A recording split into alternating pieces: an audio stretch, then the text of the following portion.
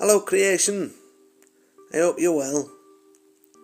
I wrote this last night. There were six musings that came through, as it were. So I'm just going to read them, obviously one at a time. I can't read them all at once. I might be a little bit blessed, but I'm not that I'm not blessed. Okay, six musings. Number one. If you think that you need rescuing and never change your outlook, then you will always reap disappointment as you continuously seek to another for the salvation that only you can deliver to yourself. Makes absolute sense to me, does that? Because if you always think that you need rescuing, you're putting that out to the universe, aren't you, that you always need rescuing. So you're keeping yourself stuck, aren't you? Number two, if an arrow flight is not set true, then the course of its flight path is going to be unpredictable. And where unpredictability enters the equation, all but the ignorance of bowmen are put at risk. I like that. Yeah, I like that.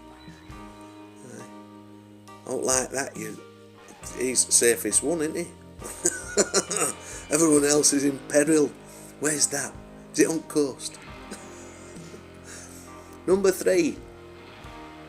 To wade through shallow waters poses little threat, only if those shallow waters are clear. We never know what lies beneath, or what lay beneath. What lies beneath, what lay beneath. It's true, isn't it? Could be something with murky eyes looking at that murky water at you, plotting your murky downfall. Number four. Some may look down upon and judge those with a dirty face and muck beneath their fingernails. Yet 'tis the toiling of soil by such that puts food in the belly of the privileged. Powerful stuff. Powerful stuff. Yeah, it's great that. I love that actually. I really do love that. In that one musing, I don't even know how the musings, it's channelings, whatever. But in that one that's just come through, shows that how things are out of balance, doesn't it? It shows that those privileged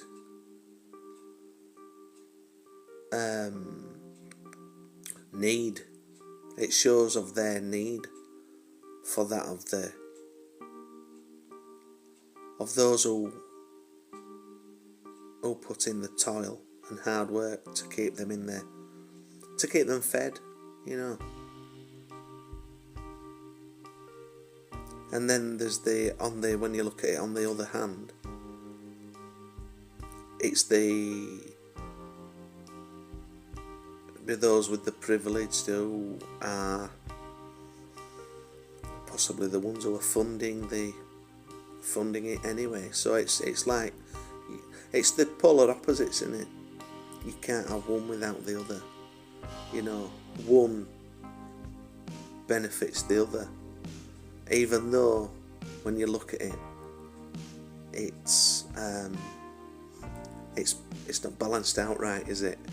It works, but it's unfair. I think it is anyway. There shouldn't be any privilege, should I? think we're all privileged, really, and we all should be treated same, and there's none. But anyway, that's another thing. So, number 5. There is no such thing as a safe bet. To bet is to gamble, and quite obviously, where there is gamble, there is risk. There's no such thing as a safe bet. Okay, fair enough. And the last one, the sixth one, is rectifying our negative beliefs is the only way to reach a salvation and dwell in peace within the skin. In not changing our belief system, we condemn ourselves to a life of the same old. I'm going to add a little bit onto that actually. Am I? No, I'll just say so I'm going to read that again. Rectifying our negative beliefs is the only way to reach a salvation and dwell in peace within the skin, within our own skin. In not changing our belief system, we condemn ourselves to a life of the same old. We must ask questions. We must ask questions.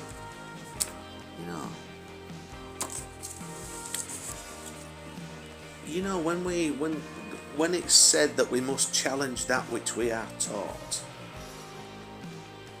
I don't know who said that, I've just said it, but I don't know if anybody else has said it. But we must.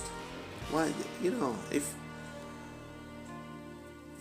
if we take everything as absolute truth, what we are told, which many do, and we don't seek our own truth, the truth within, the truth that connects us all together, then we are resigned or resigning ourselves to a life of conditioning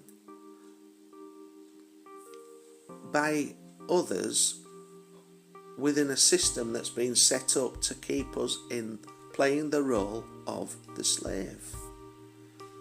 The ones who work and work and work and then die and die and die until that cycle is broken.